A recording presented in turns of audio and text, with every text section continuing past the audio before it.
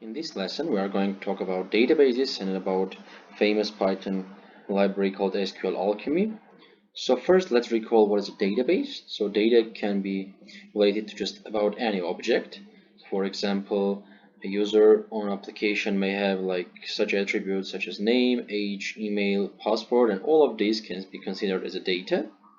So let's understand the definition of the database. So the database is just a collection of a data. So since data on its own is just data, databases allow us like management of this data. Databases are organized in how data can be retrieved, stored, and multiplied. And there are many types of data management systems, shortly written as DBMS. And one of the famous ones are, for example, MySQL, or this elephant is the PostgreSQL. And there are many more, of course. So let's recall what is the SQL. So SQL is pronounced either as SQL or SQL.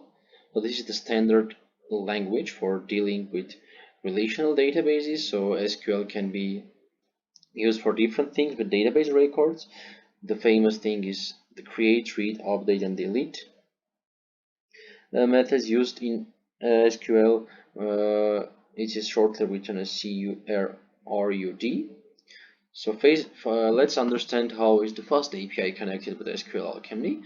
So Fast API doesn't require you to use the SQL relational databases, but you can use like any relational database that you want. Here in this case we'll see the example using SQLalchemy, and you can easily adapt it to any other database supported by SQLalchemy like PostgreSQL, MySQL, SQLite, and etc. We're going to now explore one of examples using the SQLite because it is very user-friendly and Python has integrated support for it. And later, if you want, you can use another database server like PostgreSQL. And before going into the practice part of using the SQLite and the SQLalchemy, let's first understand what the ORMs are. So Fast API works with any database and any side-up library that talks to the database.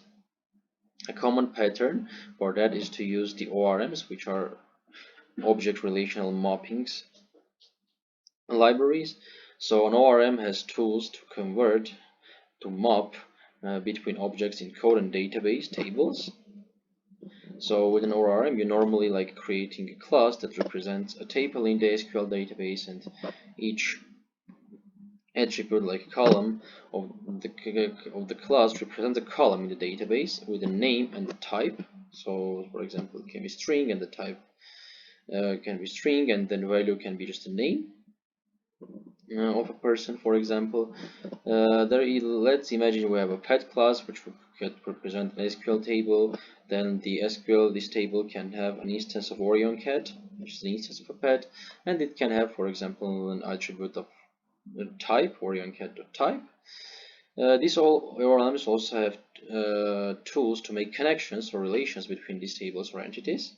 So this way we can also have an attribute OrionCat.owner, and the owner would contain data for this pet's owner.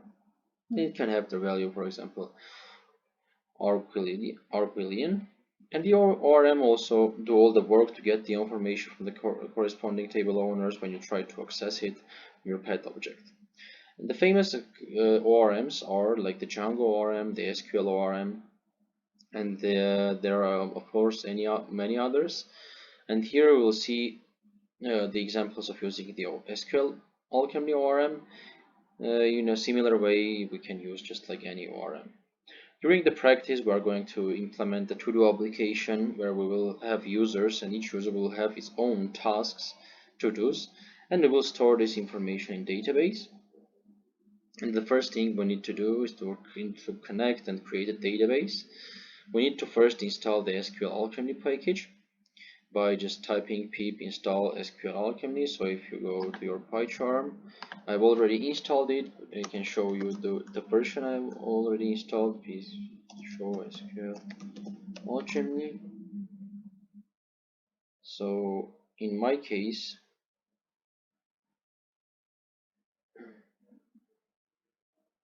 I've installed it, and now it's the version of 2.0.20.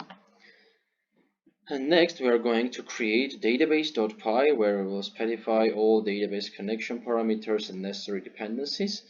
This is a small script that you can use in order to create a database connection. We'll now go line by line what each line represents, and later using this code we will connect to the database, create some database tables. The SQLite will manipulate some with the data and do some practice to understand the SQLalchemy and the SQLite. So here the first two lines are just importing SQLalchemy parts. The next line is to create a database URL for SQLalchemy. In this example, we are connecting to an SQLite database. When you create this file will be located in the same directory in the file todos app.db.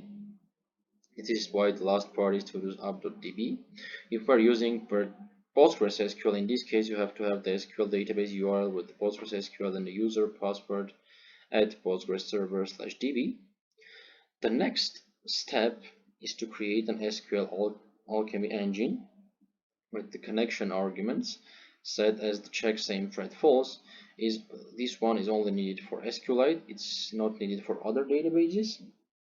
The other line, the session part, is creating a session class, local class. Each instance of the session local class will be a database session, and this class is not a database session yet. But once we create an instance of session local class, so the instances will be the actual database session. Now these are parameters like auto-commit, auto-flush, and bind engine. These are not that important for you to know, and they're also the base, the declarative base. In this case, these are just standards you need to use when connecting to SQLite database. These are not that important. You can just copy and paste this, and later we will understand how to create the databases, how we can use with the command line tools to interact, to see the contents of the database. And so this is it for this lesson.